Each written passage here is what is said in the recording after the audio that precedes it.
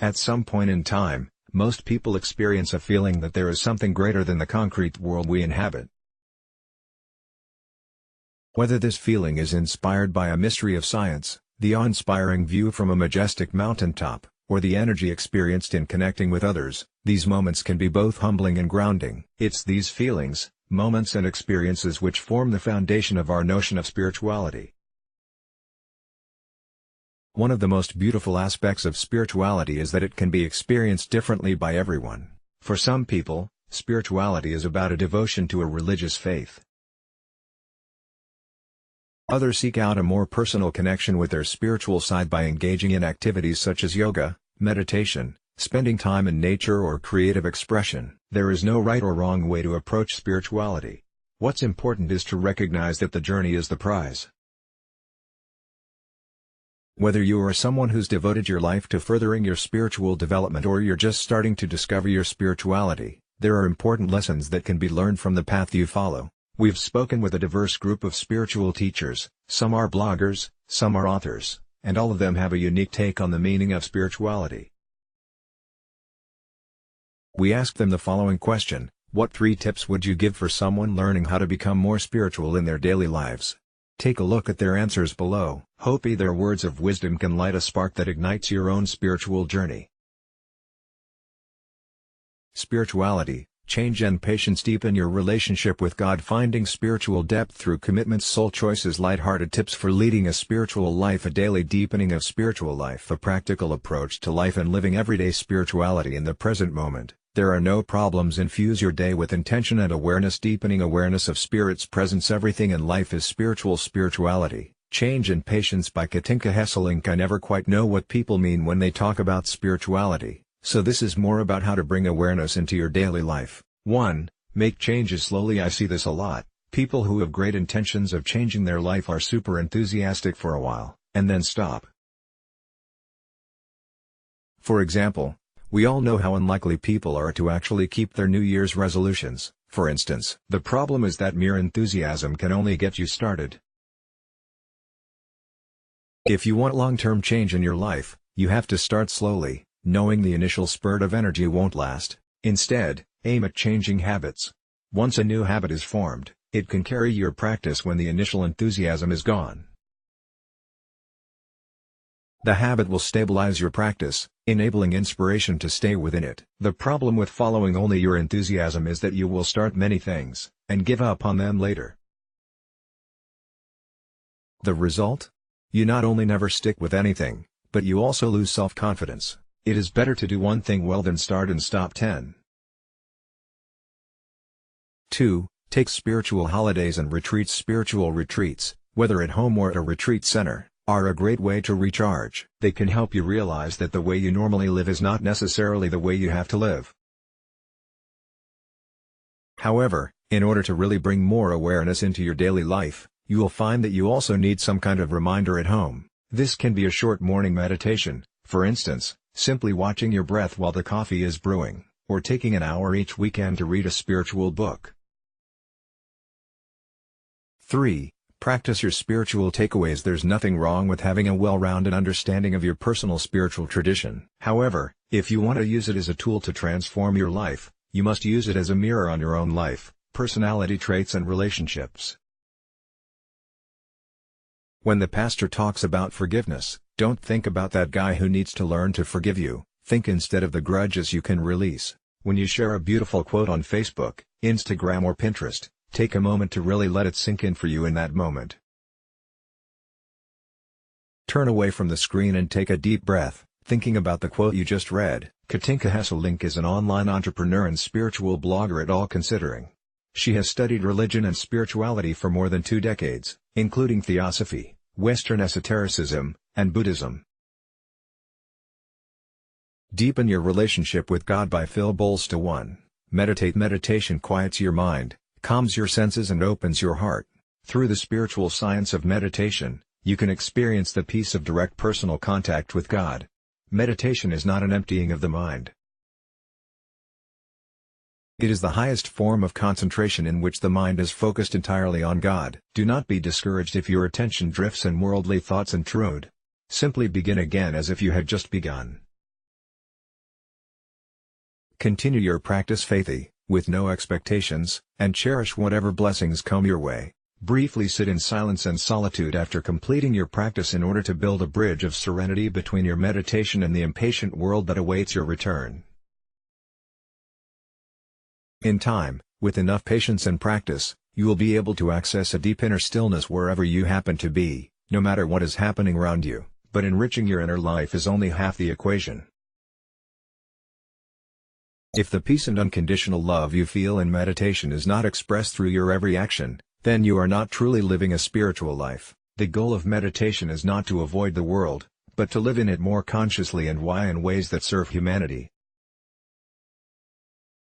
2. Practice the presence of God. Practicing the presence means keeping your love for God in your thoughts as often as possible and maintaining an ongoing dialogue with God. Just as a parent treasures every expression of affection from a beloved child, so too is God touched by your every expression of loving devotion.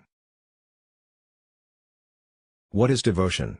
It is the unceasing practice of acknowledging God's presence, with the ultimate goal of living your life as one long prayer. The greater your peace, the easier it becomes to feel God's presence. It is not outer activity but inner restlessness that distracts you from God.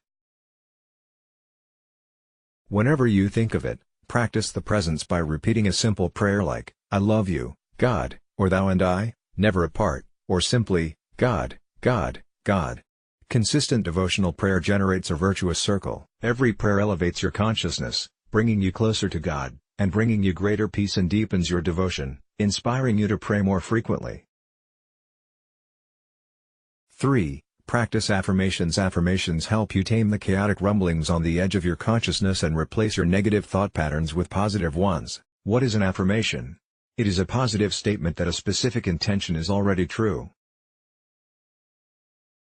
Affirmations are an easy and effective way to reshape the way you look at the world. Train yourself to think more positive, loving thoughts and you will live a more positive, loving life.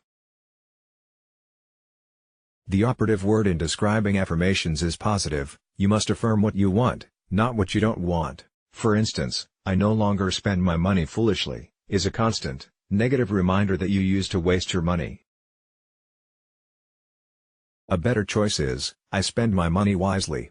A successful affirmation does not recall past troubles. It is a positive statement phrased in the present tense that states that from this moment forward you are choosing a better way. Notice that the above affirmation was not phrased, "I will spend my money wisely." If an affirmation becomes a promise to change at some undetermined point in the future rather than a statement that the change has already been made, the affirmation is rendered powerless. Why? Affirming "I will spend my money wisely" implies that, starting that afternoon, or next week, or the month after that, you will finally begin to spend your money wisely. The affirmation becomes a promise you never have to fulfill, a giant loophole that gives you free rein to continue spending your money foolishly until you finally decide that you are ready to act responsibly. If a change is envisioned in the future, that is where it will remain. Similarly, beginning an affirmation with "I want" announces to the universe that you are coming from a position of lacking whatever it is you want. Remember, the law of attraction states that the universe is a giant copy machine. It does not judge your desires, it simply responds to your thoughts by giving you more of the same. Therefore, if you affirm, "I want lots of money," you will continue to have the experience of wanting lots of money. You will always be wanting and never having because you are affirming that you want the money, not that you have it already. A powerful way to begin an affirmation is with the words, "I am." The universe does not judge, it simply responds. "Okay," says the universe, "if that is what you are, I will give you experiences that support that statement."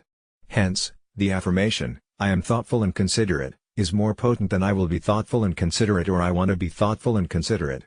But, you might protest, such statements are not true. You do not spend your money wisely and you are not thoughtful and considerate. So isn't it dishonest to phrase such affirmations as if you have already made the changes?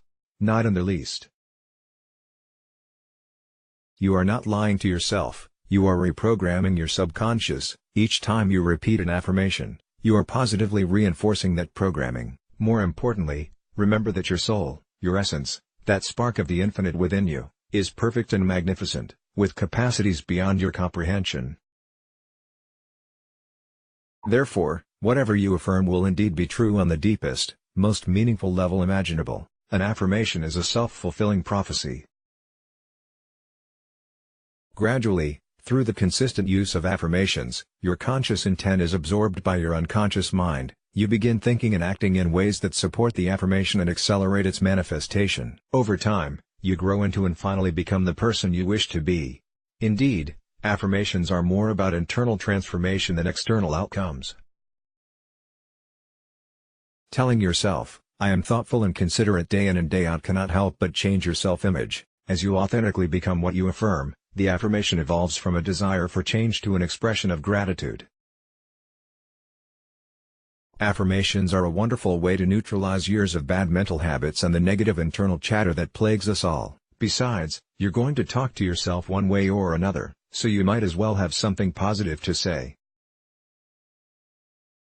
Phil Bolster is an author of several books, including Through God's Eyes, Finding Peace and Purpose in a Troubled World, and has been described as a living commitment of spiritual service. He enjoys spending time with his daughter, watching baseball and inspiring people to live positive and loving lives. Email him at philbolster@mac.com. Finding Spiritual Depth Through Commitments by Nathan Thompson. 1. Find a group to practice and study with. It's difficult to maintain the effort and discipline of spirituality on your own, plus it can be wonderfully supportive and life-affirming to have friends committed to a similar spiritual path as the one you're on. After a couple of years of reading books about Buddhism and fumbling through attempts to meditation, I became a member of a local Zen center. I quickly learned that I had a lot to learn, and also that I didn't have to do it all by myself. The energy of practicing meditation in a group is different from doing it on your own. Both are great in their own ways, but being part of a group makes it easier to keep going when things get tough. In addition, friends on the path can help you see yourself better, and illuminate strengths and weaknesses you might not unearth on your own. You will also have numerous opportunities to serve and support others, which expands your experience beyond just yourself into a more holistic, interconnected expression of spiritual life. 2. Be willing to commit to something.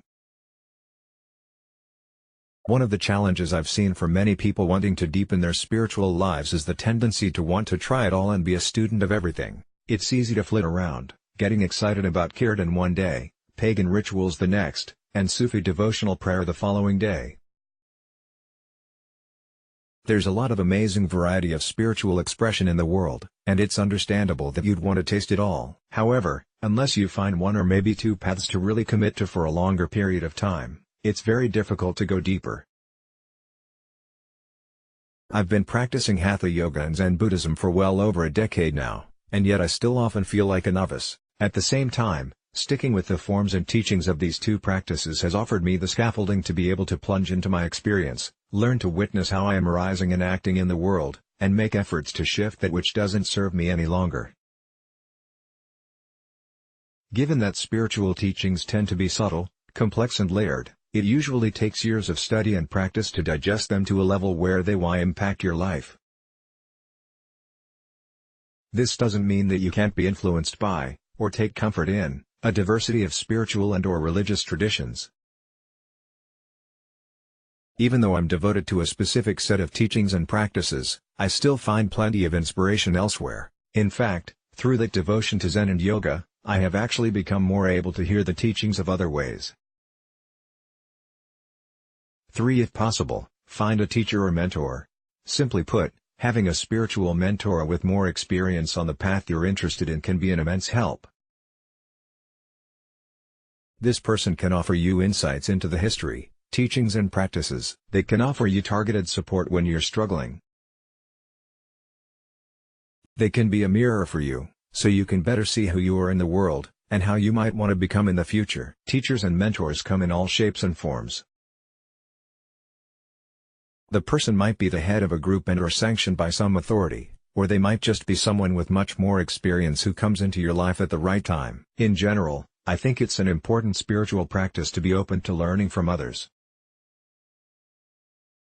And in the case of mentors and teachers, you can't develop a relationship of any depth without having that openness. Relationships with teachers and mentors might be for a specific period of time, or they might end up being lifelong, or nearly lifelong.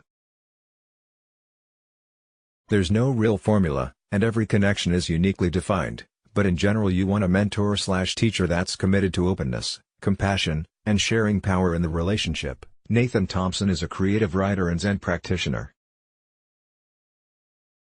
He has been a student of yoga for more than a decade and is interested in exploring both the big questions of life and everyday details. Find more of his work on his blog Dangerous Harvests. Soul Choices by Linda Pendleton 1. Acknowledge that you are a spiritual being. Too often we forget that we are spiritual beings traveling this lifetime in a physical vehicle. When you come to an understanding that you are a spiritual being, and all the things that go along with that understanding, such as meditation and prayer, a connection to all life, compassion and love, and a true appreciation of being alive, daily problems and challenges will become easier and lighter. 2. Meditation and prayer. Meditation and prayer are important because they not only put you in touch with the divine, but in touch with yourself. Meditation and mindfulness becomes a beautiful opportunity for spiritual enrichment. When you receive guidance during meditation or prayer, it comes to your uncluttered and still mind with clearness. Within your quiet and peaceful moments you open your connection with the world of spirit, allowing yourself to receive messages of love and divine inspiration, in addition to conversing with God or the divine source, your angels, spirit guides, and deceased loved ones. Meditation relieves stress and puts you in touch with your higher self. It also allows for intellectual communication at a cellular level. In the slightly altered state of meditation, much like the daydream state, the life force energy flows much freer throughout the body, and with a free energy flow, the chakras come into balance, and into alignment. It is a time of cleansing and healing of the body, mind and spirit. 3. The power of choice. We can think of ourselves as a rosebud, which first begins as a small green nub and then begins to form the petals of a rose within. As the petals take shape and form, they evolve and grow, soon bursting open and revealing themselves to the world. And as the rose continues to grow, absorbing the rays of sunlight and soaking up nourishment which filters up from the roots, it continues its evolution, expanding, filling out, and maturing. It then becomes a beautiful, flourishing and thriving rose. Life is growth, from our first helpless cry at birth to our last breath. Life is also a personal journey and we make our choices along the way, and observe our outer world in the way we choose. We also see our inner world with our eyes alone. It is there in our inner world where we shape who we are and project an image out to the world around us. We are many things and we change moment to moment as our perceptions change, perceptions of ourselves, as well as perceptions of the outer world. We are meant to grow, to learn, and to come to new understandings. That is our sole purpose, but the choices are ours. Peace, as with love, has to come from within. In order to reconnect with peaceful and content feelings, one has to reach inward and rediscover that place of centeredness. Taking quiet time for ourselves, or quality time spent with our loved ones, walking in the woods, or along the seashore and connecting with nature, or quietly watching a beautiful sunset will do wonders to relieve stress and bring a sense of peace and oneness with all of life. Linda Pendleton is a fiction and non-fiction author. Her lifelong interest in spirit communication, metaphysics and the paranormal has influenced her writing and research. Find more from Linda at World of Spirit, lindapendleton.com and To Dance with Angels. Lighthearted tips for leading a spiritual life. From a guy who's lucky to be alive, Robert Gopecki. I happen to be a guy who is, unfortunately, known for having survived 3 near-death experiences, so naturally, that informs every suggestion I have to make for how to live a more spiritual life. I joke, unfortunately, because I certainly don't recommend my particular approach to self-realization for anybody else to try. I hope that I had to do it the hard way so that you won't have to. What it does mean for me is that all the faith-based debates are over. I'm here, and I'm still alive, for the time being, to assure you of this. First and foremost, we are extra-dimensional, spiritual beings having a physical experience on this earth, period. Now, I know you may have heard that before, but maybe not from someone who's peeked behind the curtain enough to know it for a fact. My first tip to being more spiritual is to take a minute, and actually focus on what the simple reality of the word spiritual implies. It's this, that we're really light as air, effervescent, extra-dimensional energy beings riding around in these sometimes clunky and sloppy, and occasionally elegant, bodies. That simple reality makes all of us subject to the limitations and demands of our amazing, slightly funky form. We've all got those same problems with our trick knee, or our bad boss, or our boyfriend, or our landlord, or whatever. It comes from having the same problems we all seem to have with the way our feelings feel, and our brains think. If the recognition of my true, inner spiritual nature helps me witness those feelings and thoughts as being sort of unavoidable physical processes, maybe I can, temporarily, remove myself from that unnecessary mental noise and emotional turbulence, and center myself in the calm, intuitive intelligence that arises from deep within us all. That way we can restart each day with a little spiritual peace. A lot of the time, the noise in our minds is instinctively self-centered and fearful, but within that still, small voice we all have access to, there's real sanity, and serenity, and compassion. So my first tip is just to recognize the tip of our spiritual iceberg. Heaven arms with compassion those whom it would not see destroyed. Tao Te Ching, 67. Tip number 2 consists of calling out that false sense of being separate that we all have, and then finding real compassion in our hearts. Plainly put, the rest of my metaphoric iceberg is our world itself. So, let's just stand back and take a real good look at it. That bare 5 o'clock shadow you see, kind of like a light mold on a rock, well, that fuzz just happens to be all of us, and everything we know. Clearly, it may be a little self-centered to think that we're all too different from one another, or anything else on the planet, for that matter. It really does stand to reason that we are, more or less, all the same thing here. Every occupant of our planet experiences the same consciousness, the same thoughts, feelings, hopes and losses, filtered through their form.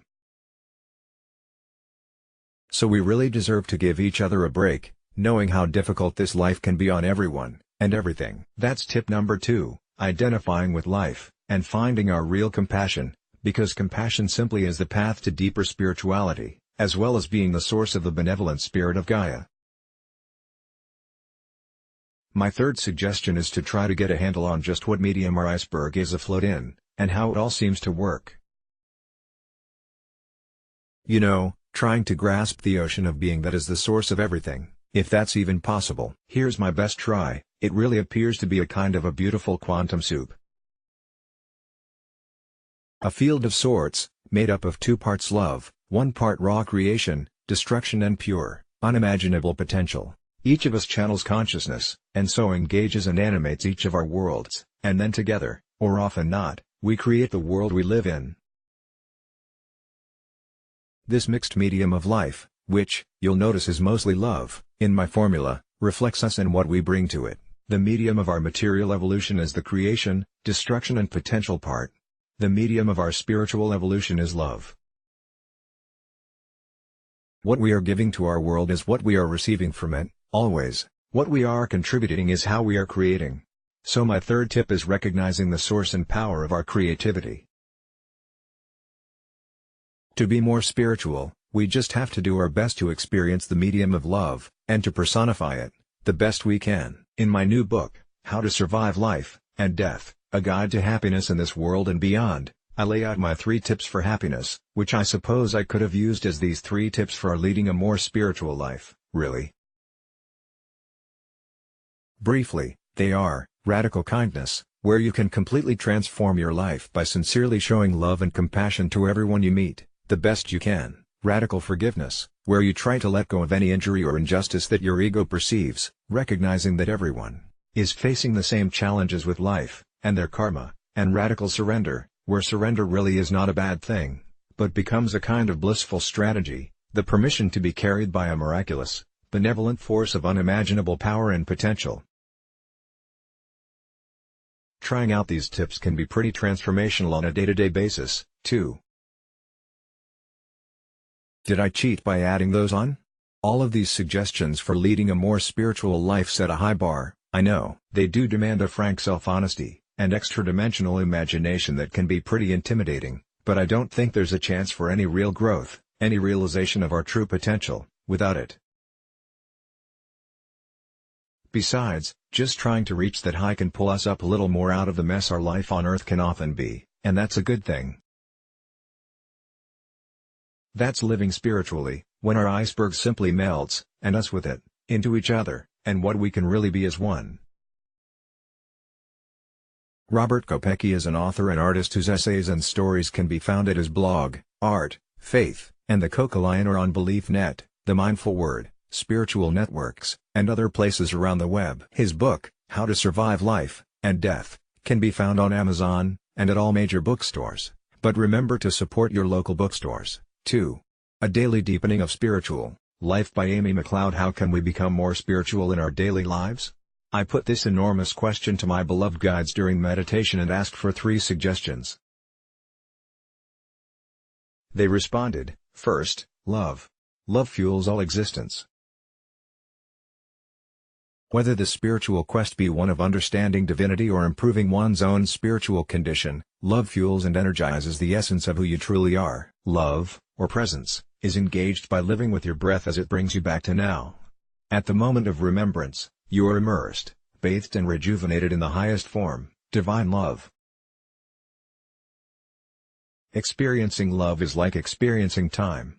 Consider how humankind caters to time continuously. Time cannot be seen, felt, heard or tasted, yet various devices provide the assurance of staying in and on time. As a clock is to time, breath is to love. Next is meditation. Still, silent attention to breath creates vitality for clear and nourishing spiritual growth. A daily practice connects to a deep understanding of who you truly are. It is the starter for spiritual living. To explain, years ago people used a starter mix to stave off starvation. A loved one would share a dollop of starter with a traveler. It was carried from one location to another to be used for preparing a life-sustaining breakfast food. The traveler knew the starter must be kept in a container with a secure lid. When the container was opened, a liberal amount of starter would be used. Since the mixture would continuously grow, the vessel had to be large enough to allow for expansion. If the starter was not used, the vital mixture would ooze from its container and flow without purpose. Meditation is the starter for a healthy spiritual condition. Lastly is remembrance. Each human on this planet chose this incarnation to serve humankind during this greatest of transformational periods. Humans are slowly remembering this purpose.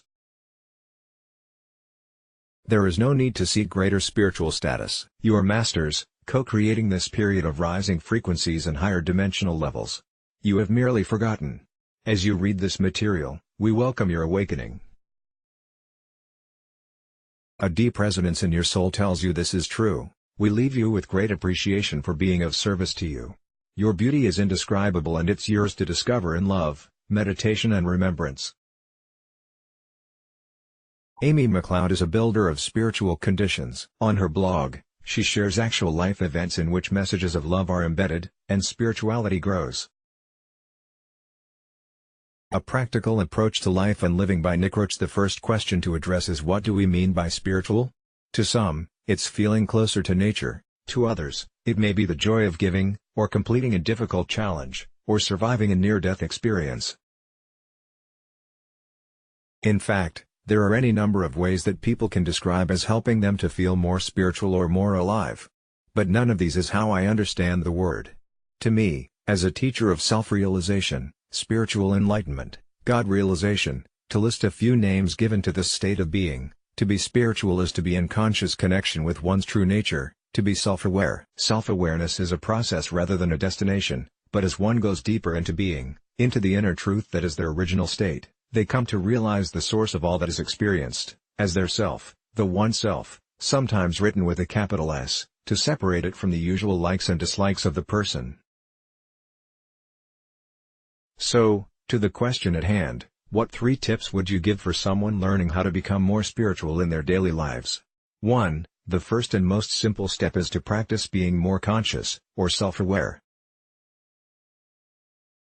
Nothing else, not climbing high mountains, swimming with sharks, working with those in need, Giving away all your possessions, and not nurturing beautiful flowers will help one to become more conscious, without actually being more conscious.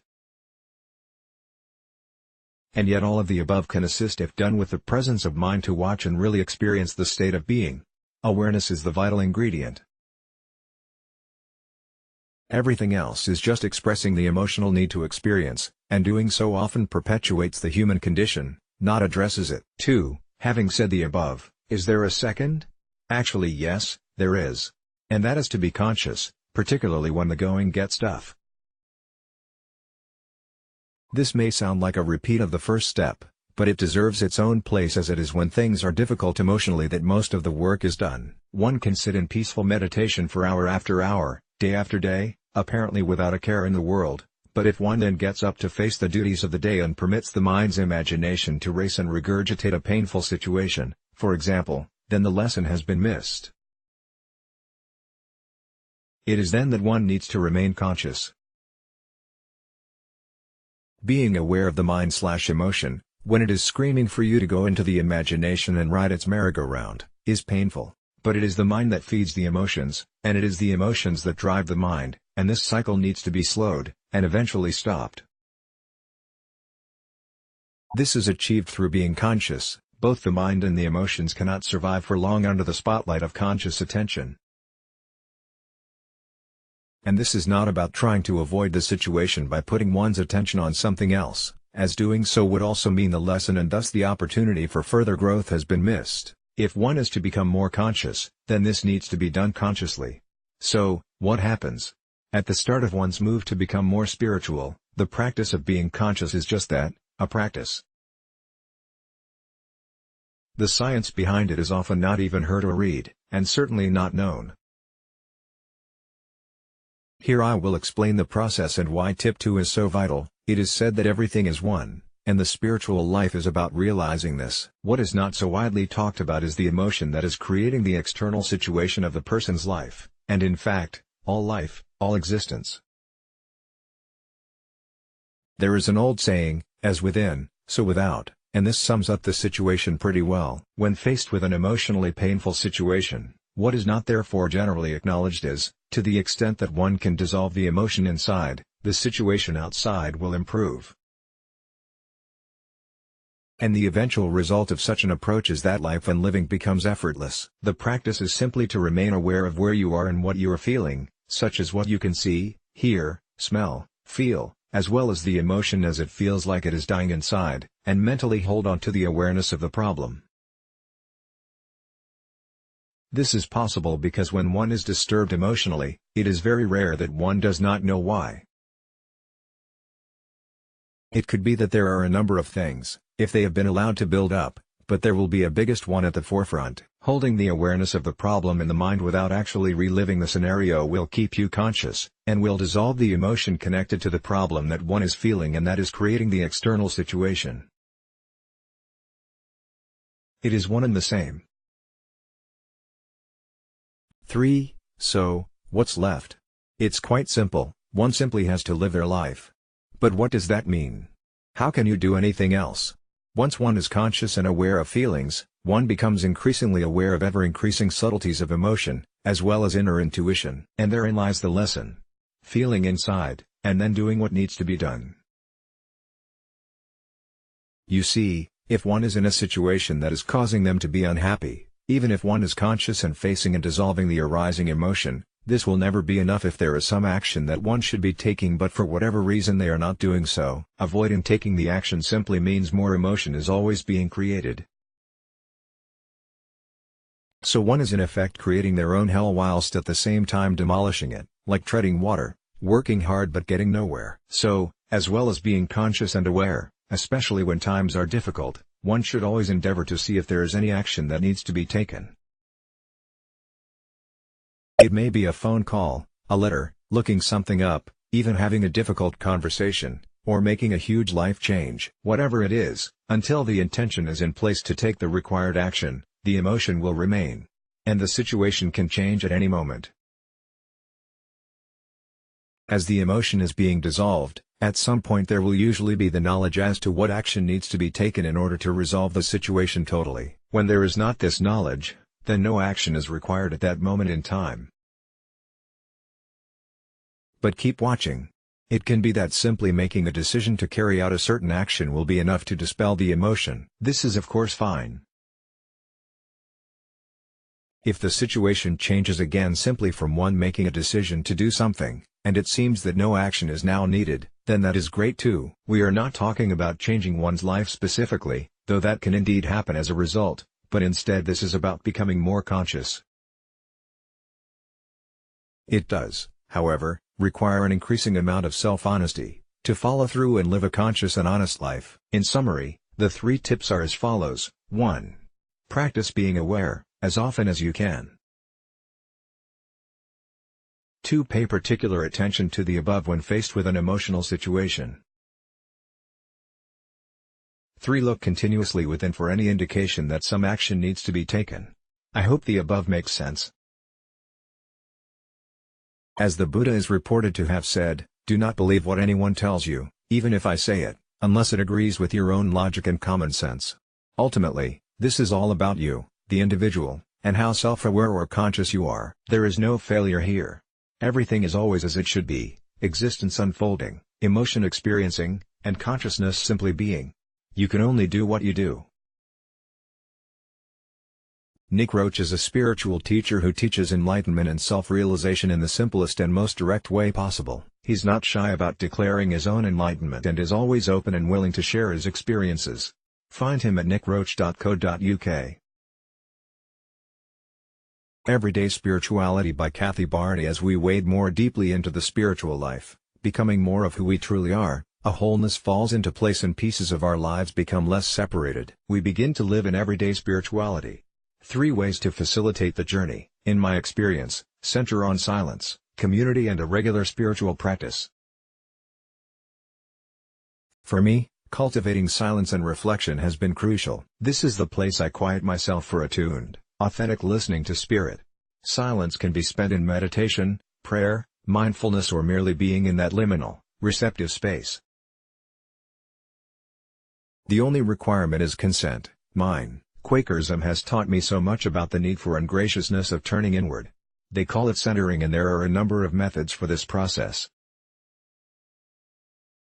Whichever you practice, remember to be gentle with yourself. As much as we are built for contemplation, we are also wired for stimulation. As an artist, I am visual, so imagining my thoughts as stray clouds or ships passing through and letting them go has been extremely beneficial. I notice and let them pass, not getting ensnared and, when I do, not punishing myself. Other means can be to focus on the breath or a mantra, short meaningful phrase or a word, and returning to each as a reminder. Centering prayer is a freeing way of just being in the silence. The silence can be a place of mere being, where we recharge, imagine, connect with the divine, empty or fill ourselves. It is magical and necessary. Often, this is where I receive insight into my life and spiritual nature. The silence is always available. It is we who must make the effort to slow down and still ourselves. The only thing richer than experiencing silence myself, is doing so corporately, which is the essence of Quaker worship. There is power and energy in being, meditating and praying within a group. The residual of each other's focused presence connects us more intimately and moves us collectively deeper. Community keeps us accountable, nurtures, teaches, encourages and pushes us toward wholeness. Even the challenges of other people can smooth our rough edges. Spiritual friendship or companionship, one-on-one relationships, also offer community and the opportunity to safely explore who we are, what we question and mirror for one another the way forward. Positive community creates energy, unites and bonds us. Adopting a regular spiritual practice serves to ground us in a dizzying secular world of overcommitment and isolating technology. That practice need not be daily and can vary. A practice or spiritual discipline reminds us who we are and how very thin the veil is between worlds. My own practice has vacillated over the years and included fasting, journaling, devotional reading, Lectio Divina, slow, sacred reading, centering prayer, labyrinth walking, yoga, mindfulness and even prayer as I swim laps. Movement has a way of easing the mind. Walking in nature and running work well for some people. Meditating on an image, icon, mantra or passage are other ways into genuine communion. I have discovered that making art can become extremely prayerful, where I lose myself, all track of time, and feel Spirit's energy flow through me and onto the page, canvas or clay. The same is true of journaling, where often, the questions of my heart are answered. As in any practice, I must burn off the everyday by setting my intention and, layer by layer, letting the outer world melt. That may mean stream of consciousness writing, walking, swimming, or several rounds of postures before I can center, attentive to the divine within. At times, I am not able to center, and others, instantly transported. Lately, I have been lighting a candle as I sit down to work, a reminder of Spirit's illumination as well as the worldly things I wish to burn away. These three means of cultivating spirituality often overlap, intersect and intertwine. Occasionally, I enter silence with companions, often move to journal, create a piece of art, am led to a particular passage, or must take a walk outside. However, there are also times I feel so out of the flow that almost nothing seems to reset my path, but I persevere, with silence, community and a practice. Anyway, having learned that God is there no matter what I may be experiencing in the moment, I find comfort in silence, a spiritual practice, and when accompanied in my most dark, desperate times. Routinely, they open me to a way of living centered on my spirituality, calling me to return when the world lures me away and reminding me who I am. Kathy Barney is a trained spiritual nurturer, artist, writer, blogger and founder of a non-profit arts exploration for at-risk 4th-6th graders in her neighborhood. She also hosts small groups, workshops and retreats as creative outlets and spiritual nourishment. Find more of Kathy's work at Salon for the Soul. In the Present Moment, There Are No Problems by Leonard Jacobson. I prefer to speak of the awakening of human consciousness, rather than speak about how to become more spiritual. One can be more and more spiritual, and yet not be awake. What do I mean by awakening? Most of us live almost exclusively within the world of the mind. This means that we are always in the past or future and our thoughts never stop. Our sense of ourselves is defined and limited by our past, including all the limiting beliefs from childhood. The world of the mind is illusory in nature. It is based in memory and imagination. It is not real, and yet to the extent that we believe that it is real, we are lost in a world of illusion and we do not realize it. With awakening we open wide into the present moment, which is the doorway to love, truth and oneness. I teach a two-step path of awakening. The first step involves learning the art of being present. The second involves becoming a master of your mind and ego. Both steps are necessary for true awakening. When you are present, you come out of the past and future world of the mind, and so you are free of the limitations of the past and anxiety about the future. They simply disappear because the present moment is free of the past and future. As you deepen into presence, you will experience a completely different dimension of yourself and of life. You will discover that when you are present, you are love, you are acceptance and you are compassion.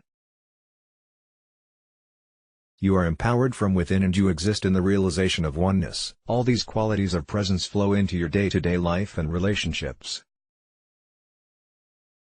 You are free to be all that you are, and you are no longer concerned with the judgments, opinions and expectations of others. Your life is gradually transformed and you are not doing anything other than becoming more and more present. As you deepen into presence, all your problems disappear. Whatever you have previously regarded as a problem or difficult time in your life is now seen as an opportunity for awakening. In the present moment, there are no problems, just situations to respond to, and if you respond from presence, then your response is always conscious, empowered and appropriate.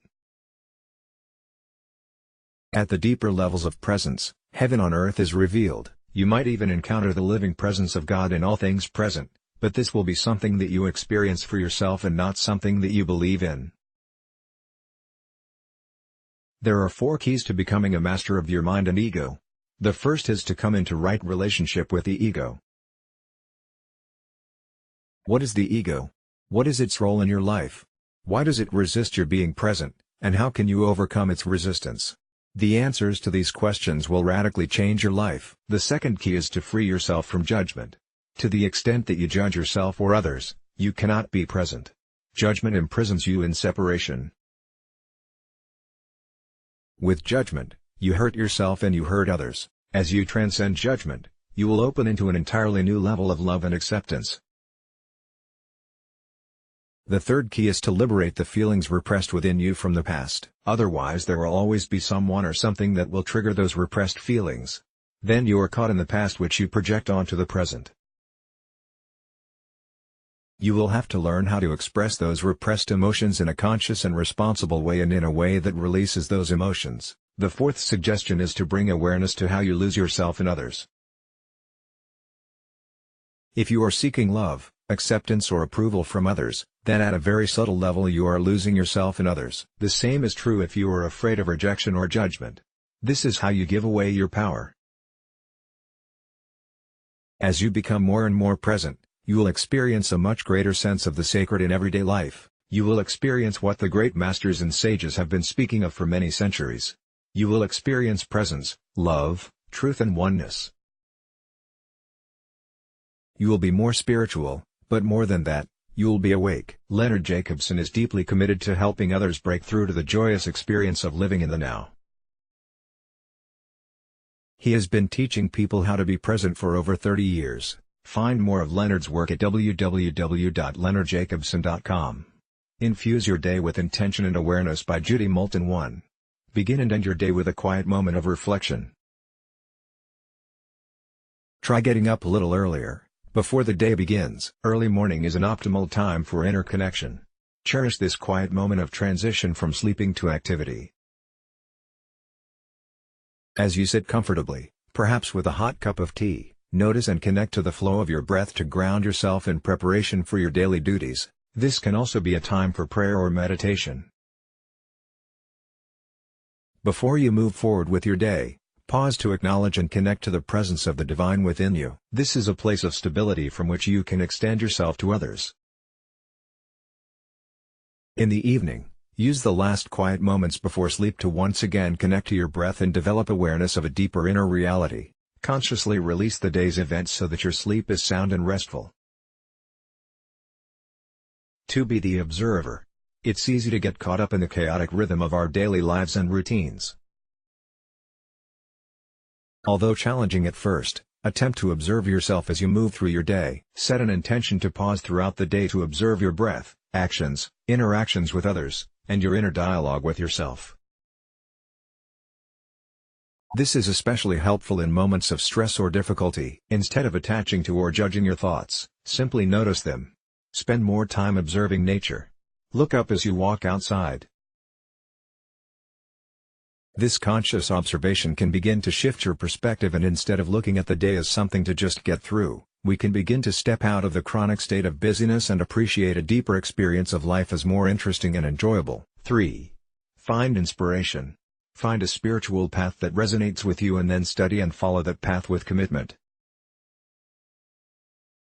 If you find this difficult, you can cultivate the intention to find your path and then be open to the possibilities. Read uplifting texts that support your path and increase your enthusiasm for your spiritual pursuits. Listen to beautiful music with a positive message. Seek out the company of like-minded people who have similar aspirations and cultivate connection and community. Finding inspiration in your environment will enrich your experience and provide encouragement for your spiritual pursuits. Judy Moulton is an ERYT 500-hour teacher trained and certified by the Himalayan Institute. Practicing yoga and meditation since 2006 and teaching since 2008, Judy believes in the healing and transformative power of yoga and has experienced its benefits in her own life.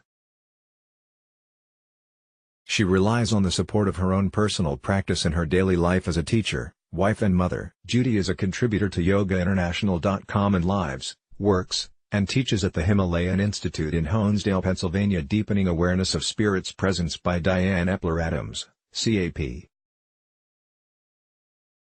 Are you eager to become more spiritual?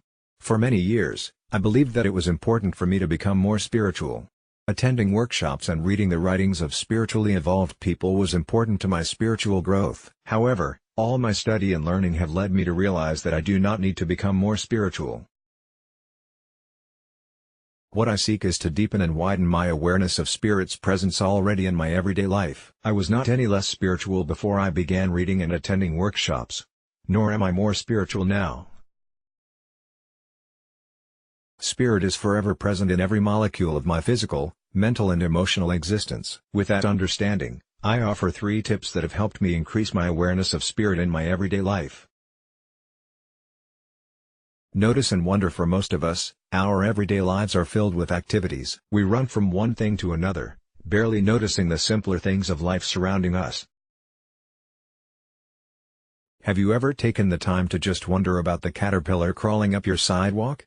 Whether you chose to formally meditate or simply take a walk in nature, the first key to increasing awareness is to make time to notice your environment, your feelings, and what you are thinking. Step back from the rolling chain of events in your life and come into the present moment. Become aware of all it contains. In the present moment, Spirit reveals itself in the calm, peace and joy experienced there. Expand self-acceptance. Not one of us has escaped the ravages of self-doubt, and many of us have wallowed in a form of self-hate that can be quite devastating. However, if Spirit is present in every molecule, then we are sacred beings. We were created by a loving Creator, and, though we may fall short of our own expectations of ourselves, our worth was established at creation. Of course, it is natural to continually strive toward perfection. Yet, in truth, there is no perfection to be found here on earth. The striving toward perfection is a beautiful process that urges us to grow and improve. We must cultivate self-acceptance and self-love in order to express the best of who we are. Without acceptance of our own gifts, we might not freely offer them to the world, and, make no mistake, the world is in need of you. Embrace others with compassion. With the knowledge that our self-worth was established at creation, it is easier to reach out to others. It is easier to express compassion when they don't live up to our expectations. We can recognize Spirit as present in them as it is in us and know they are doing the best they can at their present level of awareness. So much of our interpersonal conflict can be eliminated through compassion. Whoever you find it difficult to deal with, a parent, a spouse, a boss or a neighbor, needs love and acceptance as much as you do. If you can look past their actions, you might find underneath their actions an awkward call for connection. As I see it, we who are seeking to be more spiritual in our daily lives need merely to open our awareness to the love of our Creator, which helps expand our self-love, and then generates our greater capacity to embrace others with compassion. You are already a Spirit-filled human being, worthy to be loved and to love, who is seeking to deepen and widen your awareness of what is already true. I wish you Godspeed on your journey. Diane Epler Adams is a spiritual mentor, intuitive astrologer, and best-selling author who shares uplifting astrological/spiritual insight to help others banish fear from their lives and enhance their confidence. Find more of Diane's work at Spirit in Matters. Everything in life is spiritual, Given Our True Identity by Neil Donald Walsh. The first tip I would offer to someone wishing to become more spiritual in their daily life would be to consider the possibility that life is not divided into the spiritual and the non-spiritual, but that everything in life, all of its moments, events, circumstances, situations, and interactions, are part of what spirituality is. This may seem obvious to some, and not so obvious to others. It was not clear to me functionally, although I may have understood this conceptually, before my conversations with God experience. That is, I may have embraced this as a theory, but I did not know how to implement it as a practice in my day-to-day experience. Following my conversations with God, I remembered who I really am and why I'm living in the realm of physicality upon the earth. These are not small rememberings, and so these lead me to my second tip for others: do whatever you can, use whatever tool you can find, a book, a workshop, an online program, a DVD, a membership in a church or group, or all of the above, to remind yourself of your true identity as an individuation of divinity, expressing through your humanity. Most human beings are living a case of mistaken identity, and it is for this reason that most lives are less than happy, and the world is in the shape that it's in. The fastest way I know of, the most effective tool of which I am aware, with which to activate. Tip number 2 is to give to another every experience you wish for yourself. If you wish to remind yourself on a continuing basis of your true identity, remind others on a continuing basis of their true identity. Indeed, in all things, do unto others as you would have it done unto you. This is more than a spiritual aphorism or a moral injunction. This is an instruction on the workings of the mechanics of the universe. This is how life works. The third tip I would offer is contained in a simple 19-word, 2-sentence revelation that I was given in conversations with God when I begged God to tell me why my life was not working, and what I could do to make it work. In a response that I will never forget, God replied, "Your life is not about you. It is about everyone whose life you touch, and how you touch it." That announcement changed my life, allowing me to merge my local self, and its experience, with my universal self and its experience. I was given to remember that my life on earth was not about the insignificant desires, or even the survival, of my tiny local self, but about the purpose and intentions of my wondrous universal self, which came to earth with a single set of objectives, to recreate myself anew in each golden moment of now and the next grandest version of the greatest vision ever I held about who I am, to give people back to themselves, and to change the world's mind about God. I would offer as a tip to others the embracing of this set of objectives for themselves as well, if doing so feels in concert and in harmony with their deepest inner truth and knowing. Neale Donald Walsch is a modern-day spiritual messenger whose words continue to touch the world in profound ways. With an early interest in religion and a deeply felt connection to spirituality, Neale spent the majority of his life thriving professionally, yet searching for spiritual meaning before experiencing his now famous conversation with God. Image credit, Christopher Briscoe. Let's block ads. Why?